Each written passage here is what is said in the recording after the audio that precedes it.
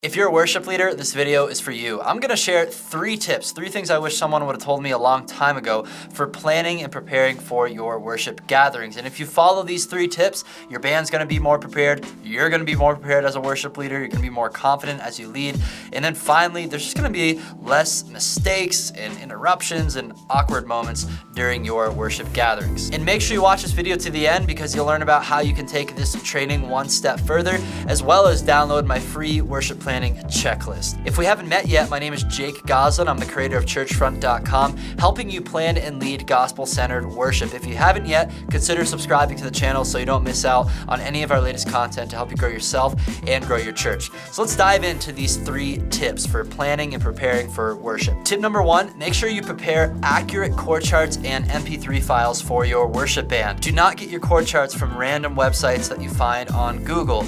And I even recommend against using CCLI Song Select chord charts. CCLI is a great service for licensing our songs for worship and other things that we do with worship music in our church context and making sure we stay legal. But CCLI chord charts from Song Select are not very accurate. Many times I've seen just lots of inaccuracies. It really confuses my band members if I give them CCLI chord charts. So avoid those chord charts. My favorite places to get chord charts are worshiptogether.com. There's a lot of free, really great accurate chord charts there, and they also come in the Chord Pro version. And then there's also praisecharts.com. It's a paid option, but it's a couple bucks for a chord chart, and that couple bucks is going to save you a lot of headache in the long run. And they also have the Chord Pro version of the charts there as well. And then closely related to the chord charts resource, you need to make sure you have accurate MP3 files for your worship band. So you go to Amazon Music or Apple Music or wherever you legally purchase music, download the music, and then convert it to an MP3 file if you need to do that in iTunes, or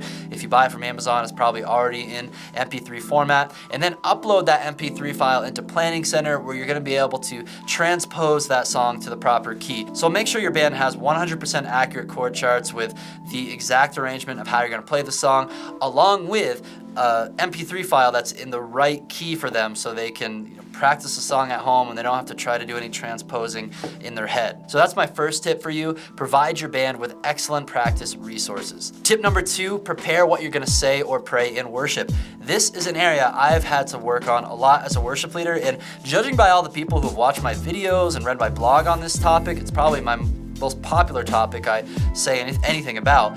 Judging by the popularity of that content, a lot of worship leaders struggle with this. So just sit down before the service during the week as you're planning out your worship set. Think about maybe 1 or 2 places in your set where you could, share a prayer, share a scripture reading, or share a word of encouragement with your congregation. Maybe you could explain the meaning of a song. Just identify those spots and then prepare what you want to say. Sometimes it even helps to actually script out what you're gonna say. I highly recommend that, especially if you are a new or young worship leader. If you're more experienced, I think just taking the time to actually just think through it, maybe make some mental bullet points in your head, it's gonna help you a whole lot. Just don't wing it on the fly during the worship service. And what I think is cool is often what happens for me is I'll prepare what I want to say or pray, and then when I actually get in the moment, I feel like the Holy Spirit guides me and makes it even better than what I wanted to say or pray in the first place. But God works with your planning and preparation process. So spontaneous worship is kind of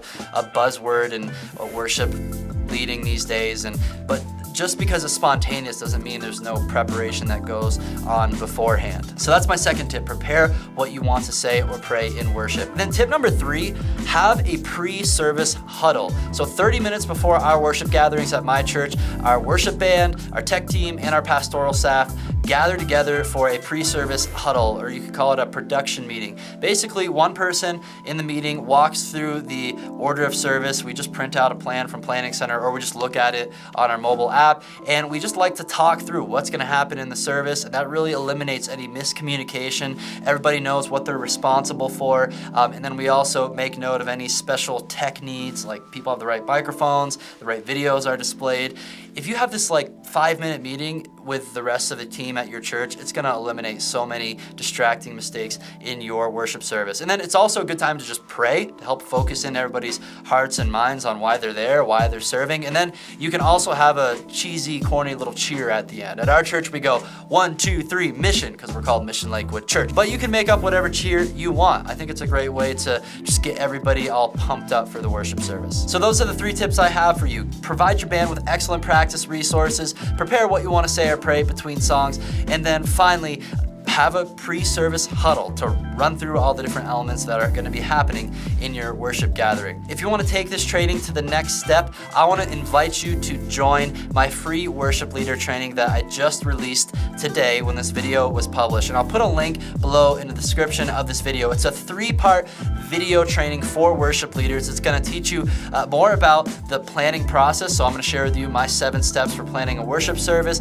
I'm going to teach you about the 5 mistakes and pitfalls of worship ministry that you need to avoid. And then finally, I'm going to cover my 8 favorite and what I think are essential tools for the modern worship leader. So it's all about my favorite software and gear that you need to know about. So video 1 is released today, and then if you sign up for the training, videos 2 and 3 will be delivered to you via email. So click the link below in the description, complete the form, and I'll send you access to the free training. Oh, and I almost forgot, you'll also get access to my free worship planning checklist, where I actually created a document that walks you through all 7 steps that I walk through to plan for the worship gatherings at my church. Thanks so much for watching this video. Hit that thumbs up button if you found it helpful, and share it with your other friends in worship ministry. And finally, just don't forget to hit that link in the description so you can enroll in the free training.